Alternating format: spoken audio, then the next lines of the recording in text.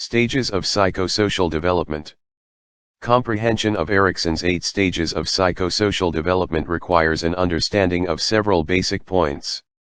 First, growth takes place according to the epigenetic principle. That is, one component part arises out of another and has its own time of ascendancy, but it does not entirely replace earlier components. Second, in every stage of life there is an interaction of opposites, that is, a conflict between a syntonic, harmonious, element and a dystonic, disruptive, element. For example, during infancy basic trust, a syntonic tendency, is opposed to basic mistrust, a dystonic tendency. Both trust and mistrust, however, are necessary for proper adaptation. An infant who learns only to trust becomes gullible and is ill-prepared for the realities encountered in later development, whereas an infant who learns only to mistrust becomes overly suspicious and cynical. Similarly, during each of the other 7 stages, people must have both harmonious, syntonic, and disruptive, dystonic, experiences. Third, at each stage, the conflict between the dystonic and syntonic elements produces an ego quality or ego strength, which Erikson referred to as a basic strength. For instance, from the antithesis between trust and mistrust emerges hope, an ego quality that allows an infant to move into the next stage. Likewise, each of the other stages is marked by a basic ego strength that emerges from the clash between the harmonious and the disruptive elements of that stage. Fourth, too little basic strength at any one stage results in a core pathology for that stage. For example, a child who does not acquire sufficient hope during infancy will develop the antithesis or opposite of hope, namely, withdrawal. Again, each stage has a potential core pathology.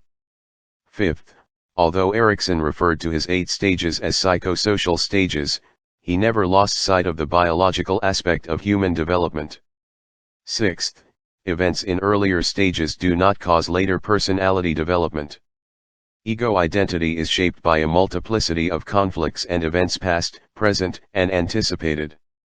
Seventh, during each stage, but especially from adolescence forward, personality development is characterized by an identity crisis, which Erikson called the turning point, a crucial period of increased vulnerability and heightened potential. Thus, during each crisis, a person is especially susceptible to major modifications in identity, either positive or negative. Contrary to popular usage, an identity crisis is not a catastrophic event but rather an opportunity for either adaptive or maladaptive adjustment. Infancy. The first psychosocial stage is infancy, a period encompassing approximately the first year of life and paralleling Freud's oral phase of development. However, Erikson's model adopts a broader focus than Freud's oral stage, which was concerned almost exclusively with the mouth. To Erikson, infancy is a time of incorporation, with infants taking in not only through their mouth but through their various sense organs as well. Through their eyes, for example, infants take in visual stimuli. As they take in food and sensory information, infants learn to either trust or mistrust the outside world, a situation that gives them realistic hope. Infancy, then, is marked by the oral sensory psychosexual mode, the psychosocial crisis of basic trust versus basic mistrust, and the basic strength of hope. Oral sensory mode.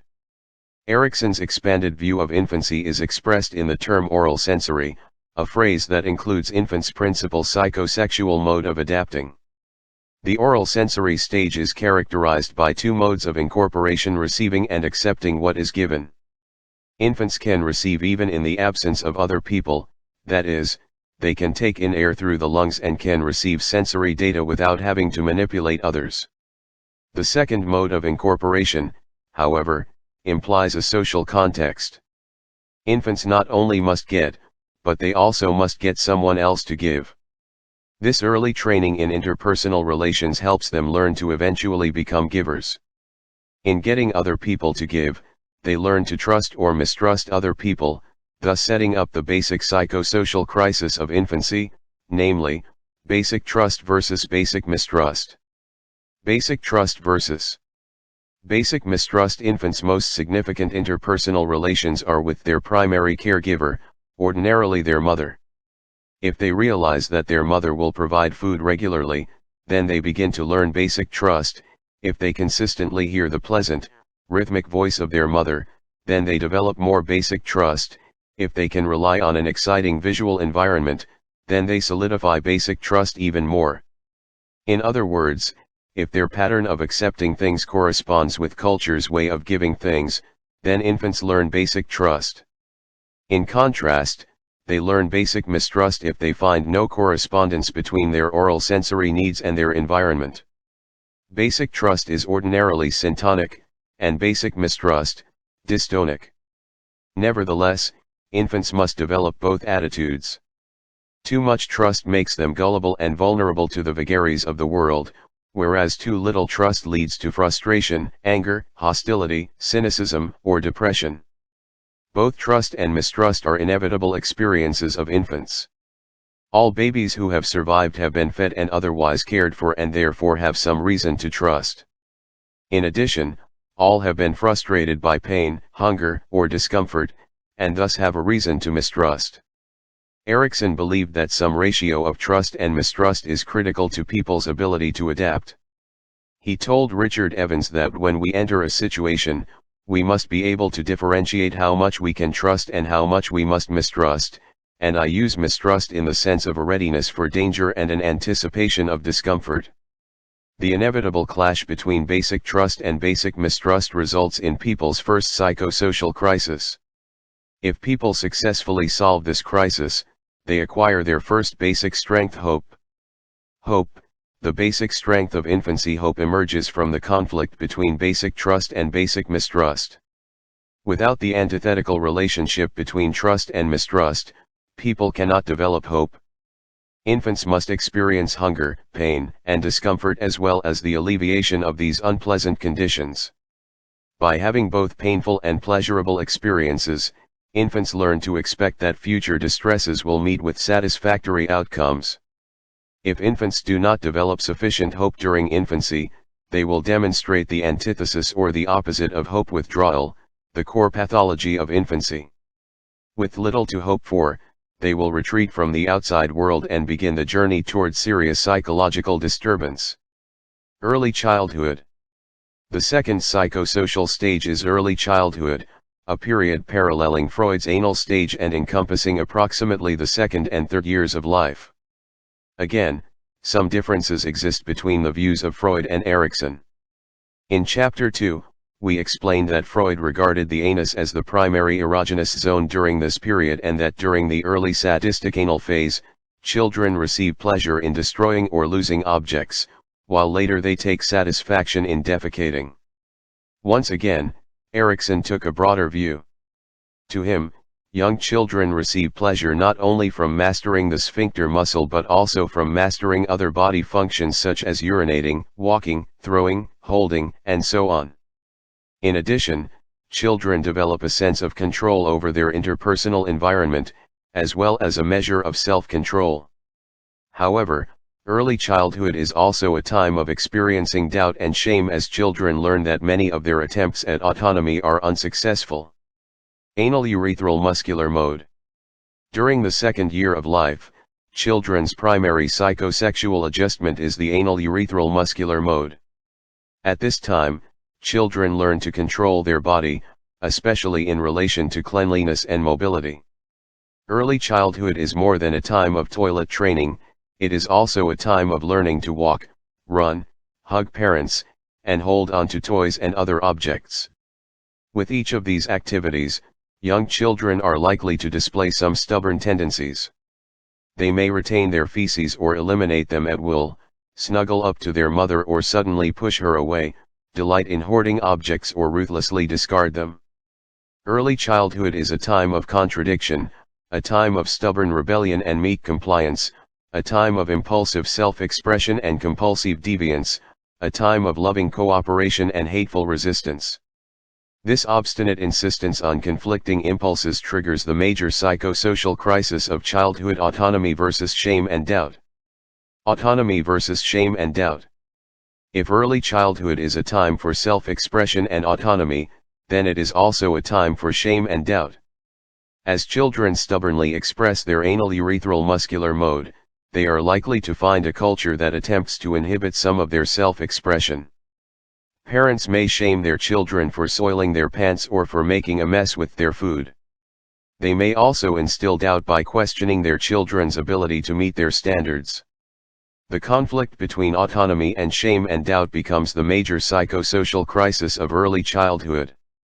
Ideally, children should develop a proper ratio between autonomy and shame and doubt, and the ratio should be in favor of autonomy, the syntonic quality of early childhood. Children who develop too little autonomy will have difficulties in subsequent stages, lacking the basic strengths of later stages.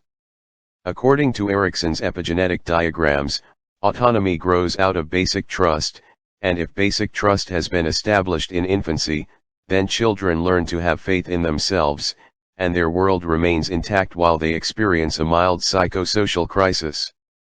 Conversely, if children do not develop basic trust during infancy, then their attempts to gain control of their anal, urethral, and muscular organs during early childhood will be met with a strong sense of shame and doubt, setting up a serious psychosocial crisis. Shame is a feeling of self-consciousness, of being looked at and exposed. Doubt, on the other hand, is the feeling of not being certain, the feeling that something remains hidden and cannot be seen. Both shame and doubt are dystonic qualities, and both grow out of the basic mistrust that was established in infancy. Will, the basic strength of early childhood. The basic strength of will or willfulness evolves from the resolution of the crisis of autonomy versus shame and doubt. This step is the beginning of free will and willpower, but only a beginning. Mature willpower and a significant measure of free will are reserved for later stages of development, but they originate in the rudimentary will that emerges during early childhood. Anyone who has spent much time around 2-year-olds knows how willful they can be. Toilet training often epitomizes the conflict of wills between adult and child, but willful expression is not limited to this area. The basic conflict during early childhood is between the child's striving for autonomy and the parent's attempts to control the child through the use of shame and doubt. Children develop will only when their environment allows them some self-expression in their control of sphincters and other muscles. When their experiences result in too much shame and doubt, children do not adequately develop this second important basic strength. Inadequate will is expressed as compulsion, the core pathology of early childhood. Too little will and too much compulsivity carry forward into the play age as lack of purpose and into the school age as lack of confidence. Play age. Erikson's third stage of development is the play age, a period covering the same time as Freud's phallic phase, roughly ages 3 to 5 years. Again, differences emerge between the views of Freud and Erikson. Whereas Freud placed the Oedipus complex at the core of the phallic stage, Erikson believed that the Oedipus complex is but one of several important developments during the play age. Erikson contended that, in addition to identifying with their parents, preschool-age children are developing locomotion, language skills, curiosity, imagination, and the ability to set goals. Genital locomotor mode. The primary psychosexual mode during the play age is genital locomotor. Erikson saw the Oedipal situation as a prototype of the lifelong power of human playfulness. In other words, the Oedipus complex is a drama played out in the child's imagination and includes the budding understanding of such basic concepts as reproduction, growth, future, and death. The Oedipus and castration complexes, therefore, are not always to be taken literally. A child may play at being a mother, a father, a wife, or a husband, but such play is an expression not only of the genital mode but also of the child's rapidly developing locomotor abilities. A little girl may envy boys, not because boys possess a penis, but rather because society grants more prerogatives to children with a penis. A little boy may have anxiety about losing something, but this anxiety refers not only to the penis but also to other body parts.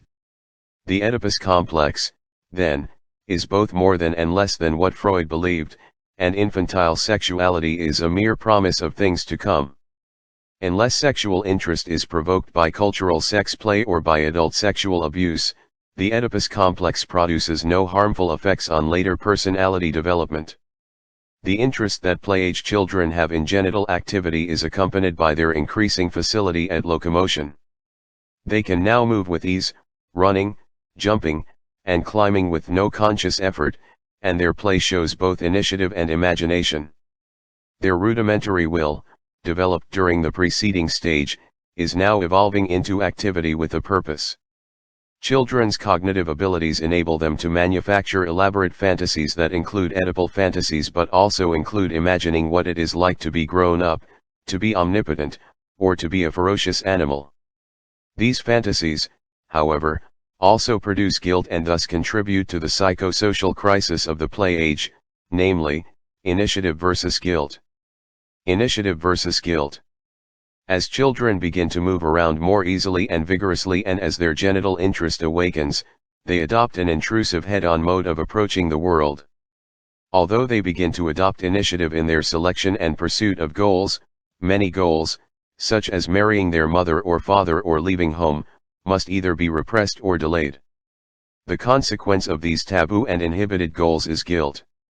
The conflict between initiative and guilt becomes the dominant psychosocial crisis of the play age. Again, the ratio between these two should favor the syntonic quality initiative. Unbridled initiative, however, may lead to chaos and a lack of moral principles. On the other hand, if guilt is the dominant element, children may become compulsively moralistic or overly inhibited. Inhibition, which is the antipathy of purpose, constitutes the core pathology of the play age. Purpose, the basic strength of the play age.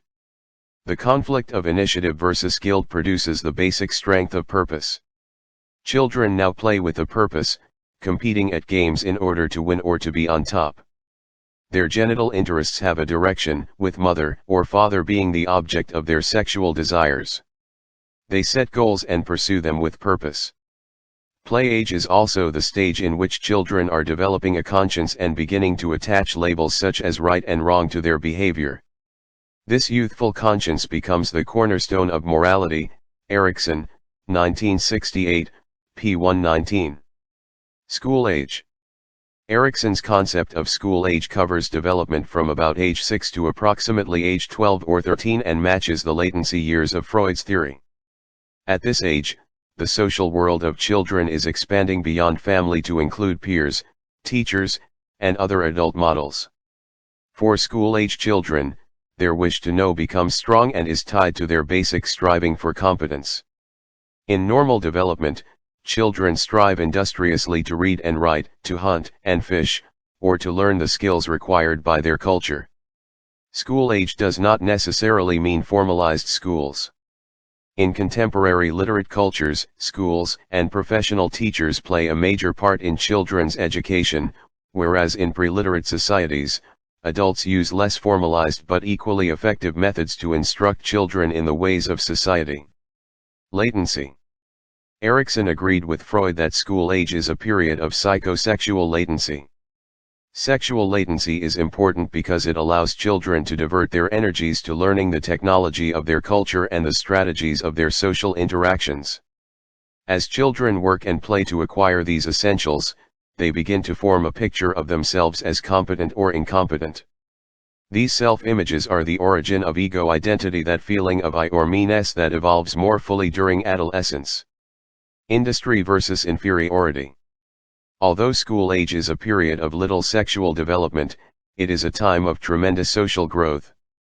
The psychosocial crisis of this stage is industry versus inferiority. Industry, a syntonic quality, means industriousness, a willingness to remain busy with something and to finish a job. School-age children learn to work and play at activities directed toward acquiring job skills and toward learning the rules of cooperation. As children learn to do things well, they develop a sense of industry, but if their work is insufficient to accomplish their goals, they acquire a sense of inferiority, the dystonic quality of the school age. Earlier inadequacies can also contribute to children's feelings of inferiority. For example, if children acquire too much guilt and too little purpose during the play age, they will likely feel inferior and incompetent during the school age. However, failure is not inevitable. Erikson was optimistic in suggesting that people can successfully handle the crisis of any given stage even though they were not completely successful in previous stages. The ratio between industry and inferiority should, of course, favor industry, but inferiority, like the other dystonic qualities, should not be avoided. As Alfred Adler, Chapter 3, pointed out, inferiority can serve as an impetus to do one's best. Conversely, an oversupply of inferiority can block productive activity and stunt one's feelings of competence. Competence, the basic strength of the school age. From the conflict of industry versus inferiority, school-age children develop the basic strength of competence, that is, the confidence to use one's physical and cognitive abilities to solve the problems that accompany school age.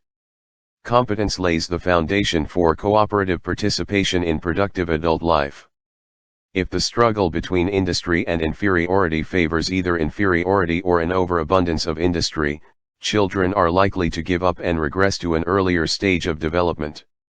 They may become preoccupied with infantile genital and Oedipal fantasies and spend most of their time in non-productive play. This regression is called inertia, the antithesis of competence and the core pathology of the school age. Adolescence. Adolescence, the period from puberty to young adulthood, is one of the most crucial developmental stages because, by the end of this period, a person must gain a firm sense of ego identity. Although ego identity neither begins nor ends during adolescence, the crisis between identity and identity confusion reaches its ascendance during this stage. From this crisis of identity versus identity confusion emerges fidelity, the basic strength of adolescence. Erikson saw adolescence as a period of social latency, just as he saw school age as a time of sexual latency. Although adolescents are developing sexually and cognitively, in most Western societies they are allowed to postpone lasting commitment to an occupation, a sex partner, or an adaptive philosophy of life. They are permitted to experiment in a variety of ways and to try out new roles and beliefs while seeking to establish a sense of ego identity. Adolescence, then, is an adaptive phase of personality development, a period of trial and error. Puberty. Puberty, defined as genital maturation, plays a relatively minor role in Erikson's concept of adolescence. For most young people, genital maturation presents no major sexual crisis. Nevertheless, puberty is important psychologically because it triggers expectations of adult roles yet ahead roles that are essentially social and can be filled only through a struggle to attain ego identity. Identity versus identity confusion. The search for ego identity reaches a climax during adolescence as young people strive to find out who they are and who they are not. With the advent of puberty, adolescents look for new roles to help them discover their sexual, ideological, and occupational identities. In this search, young people draw from a variety of earlier self-images that have been accepted or rejected. Thus, the seeds of identity begin to sprout during infancy and continue to grow through childhood, the play age, and the school age. Then during adolescence, identity strengthens into a crisis as young people learn to cope with the psychosocial conflict of identity versus identity confusion. A crisis should not suggest a threat or catastrophe but rather a turning point, a crucial period of increased vulnerability and heightened potential. An identity crisis may last for many years and can result in either greater or lesser ego strength. According to Erikson, identity emerges from two sources: 1. Adolescence affirmation or repudiation of childhood identifications, and 2. Their historical and social contexts, which encourage conformity to certain standards. Young people frequently reject the standards of their elders, preferring instead the values of a peer. The late adolescent's search for identity includes a discovery of sexual identity. Group or gang. In any event, the society in which they live plays a substantial role in shaping their identity. Identity is defined both positively and negatively, as adolescents are deciding what they want to become and what they believe while also discovering what they do not wish to be and what they do not believe. Often they must either repudiate the values of parents or reject those of the peer group, a dilemma that may intensify their identity confusion. Identity confusion is a syndrome of problems that includes a divided self-image, an inability to establish intimacy, a sense of time urgency, a lack of concentration on required tasks, and a rejection of family or community standards.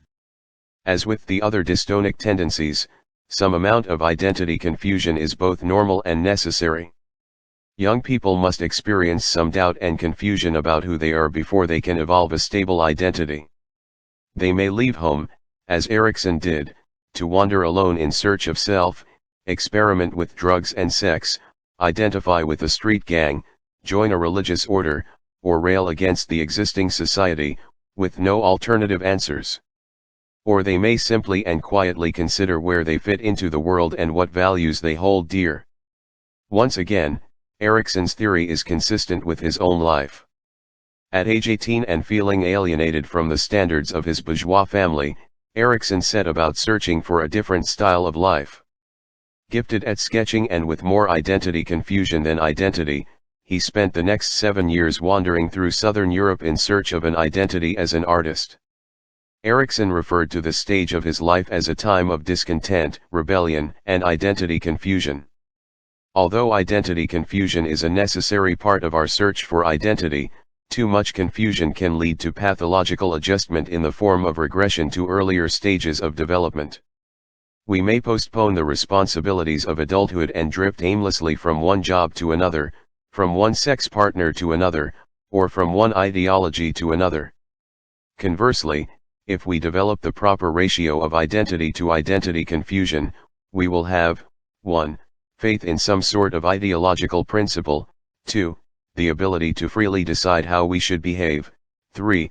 Trust in our peers and adults who give us advice regarding goals and aspirations, and 4. Confidence in our choice of an eventual occupation. Fidelity, the basic strength of adolescence. The basic strength emerging from adolescent identity crises is fidelity, or faith in one's ideology.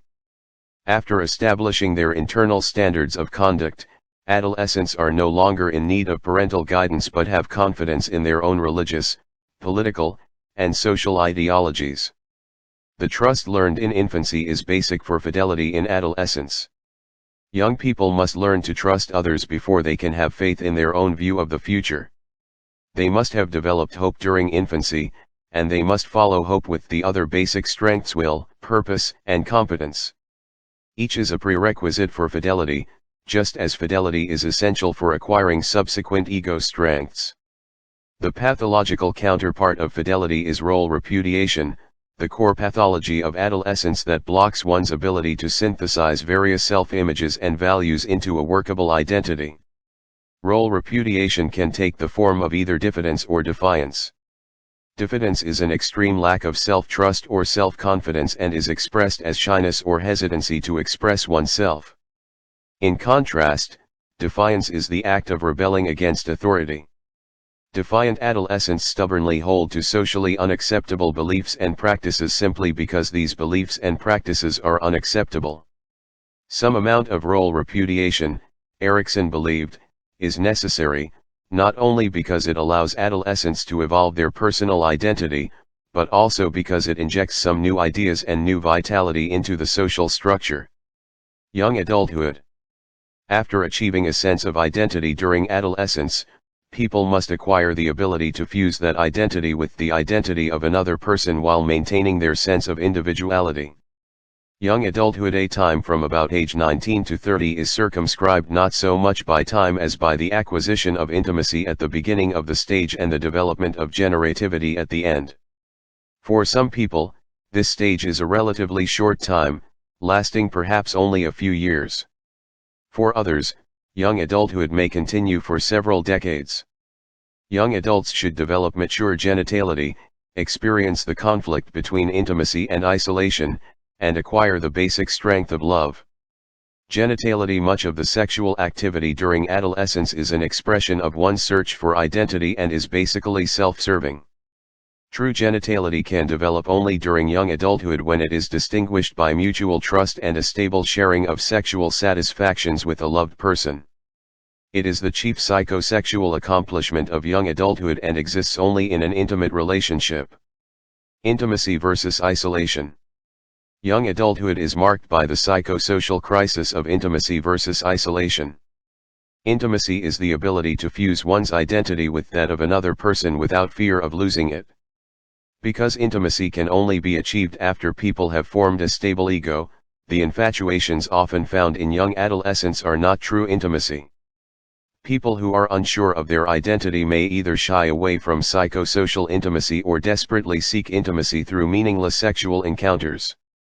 In contrast, mature intimacy means an ability and willingness to share a mutual trust. It involves sacrifice, compromise, and commitment within a relationship of two equals. It should be a requirement for marriage, but many marriages lack intimacy because some young people marry as part of their search for the identity that they failed to establish during adolescence. The psychosocial counterpart to intimacy is isolation, defined as the incapacity to take chances with one's identity by sharing true intimacy. Some people become financially or socially successful, yet retain a sense of isolation because they are unable to accept the adult responsibilities of productive work, procreation, and mature love. Again, some degree of isolation is essential before one can acquire mature love. Too much togetherness can diminish a person's sense of ego identity, which leads that person to a psychosocial regression and an inability to face the next developmental stage. The greater danger, of course, is too much isolation, too little intimacy, and a deficiency in the basic strength of love. Love, the basic strength of young adulthood. Love, the basic strength of young adulthood, emerges from the crisis of intimacy versus isolation. Erikson defined love as mature devotion that overcomes basic differences between men and women. Although love includes intimacy, it also contains some degree of isolation, because each partner is permitted to retain a separate identity. Mature love means commitment, sexual passion, cooperation, competition, and friendship. It is the basic strength of young adulthood, enabling a person to cope productively with the final two stages of development. The antipathy of love is exclusivity, the core pathology of young adulthood. Some exclusivity, however, is necessary for intimacy, that is, a person must be able to exclude certain people, activities, and ideas in order to develop a strong sense of identity. Exclusivity becomes pathological when it blocks one's ability to cooperate, compete, or compromise all prerequisite ingredients for intimacy and love. Adulthood. The seventh stage of development is adulthood, that time when people begin to take their place in society and assume responsibility for whatever society produces. For most people, this is the longest stage of development, spanning the years from about age 31 to 60. Adulthood is characterized by the psychosexual mode of procreativity, the psychosocial crisis of generativity versus stagnation, and the basic strength of care. Procreativity. Erikson's psychosexual theory assumes an instinctual drive to perpetuate the species. This drive is the counterpart of an adult animal's instinct toward procreation and is an extension of the genitality that marks young adulthood.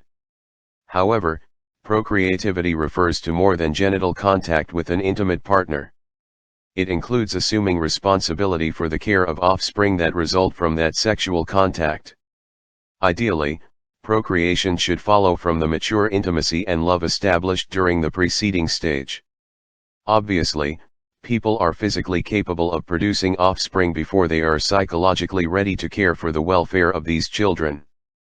Mature adulthood demands more than procreating offspring, it includes caring for one's children as well as other people's children.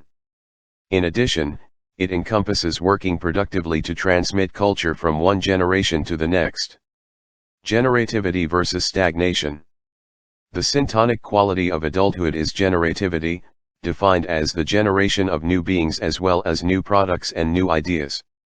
Generativity, which is concerned with establishing and guiding the next generation, includes the procreation of children, the production of work, and the creation of new things and ideas that contribute to the building of a better world. People have a need not only to learn but also to instruct. This need extends beyond one's own children to an altruistic concern for other young people. Generativity grows out of earlier syntonic qualities such as intimacy and identity.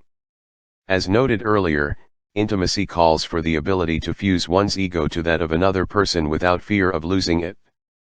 This unity of ego identities leads to a gradual expansion of interests.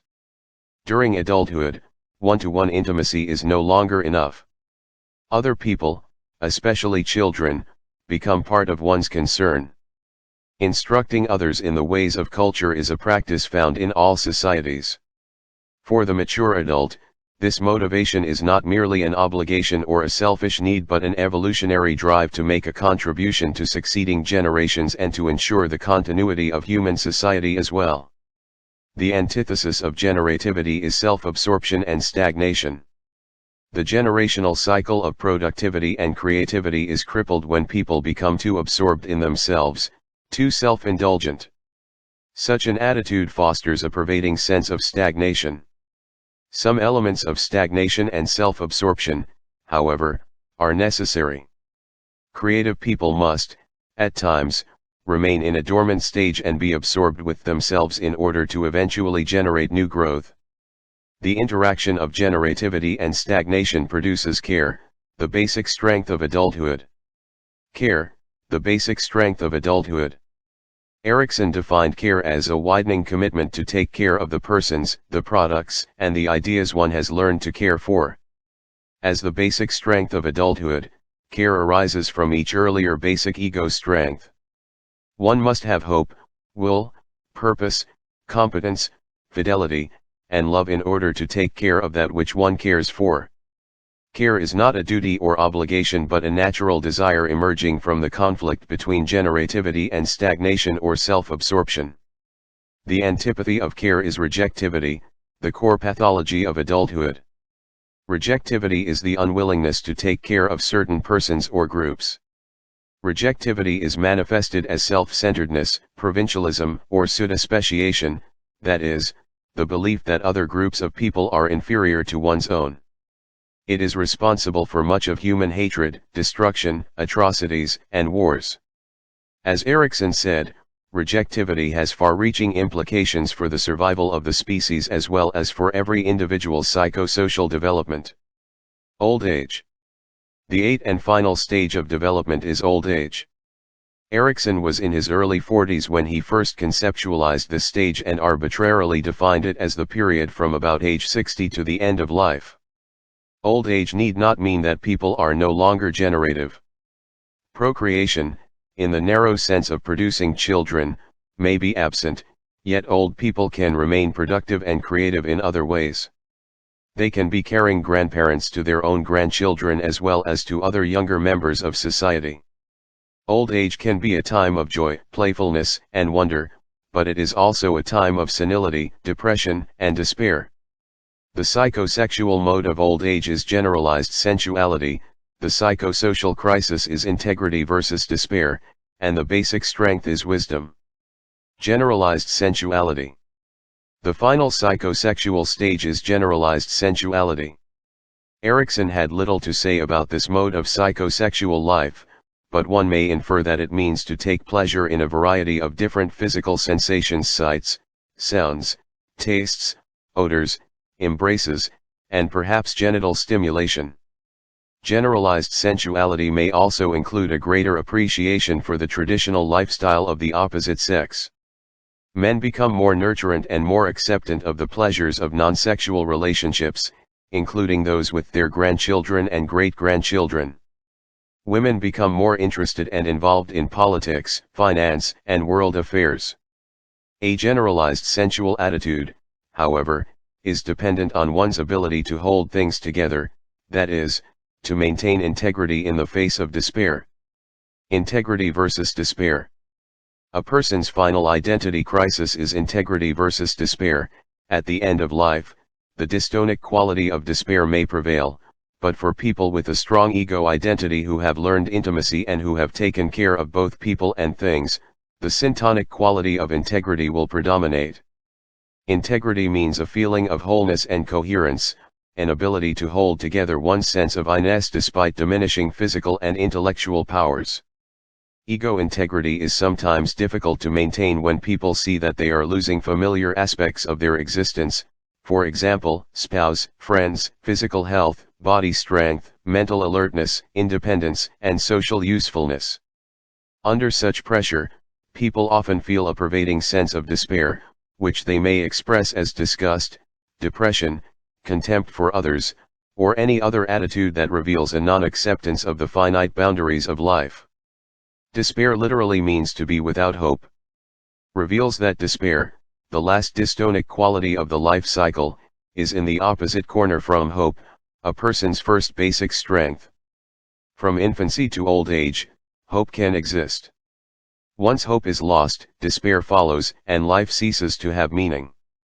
Wisdom, the basic strength of old age. Some amount of despair is natural and necessary for psychological maturity. The inevitable struggle between integrity and despair produces wisdom, the basic strength of old age. Erikson defined wisdom as informed and detached concern with life itself in the face of death itself. People with detached concern do not lack concern, rather, they exhibit an active but dispassionate interest. With mature wisdom, they maintain their integrity in spite of declining physical and mental abilities. Wisdom draws from and contributes to the traditional knowledge passed from generation to generation. In old age, people are concerned with ultimate issues, including non-existence.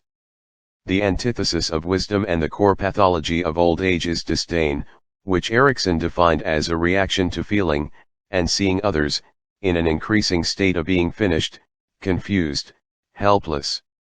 Disdain is a continuation of rejectivity, the core pathology of adulthood. As Erikson himself aged, he became less optimistic about old age, and he and his wife began to describe a ninth stage, a period of very old age when physical and mental infirmities rob people of their generative abilities and reduce them to waiting for death. Joan, especially, was interested in this ninth stage as she watched her husband's health rapidly deteriorate during the last few years of his life. Unfortunately, Joan herself died before she could complete this ninth stage.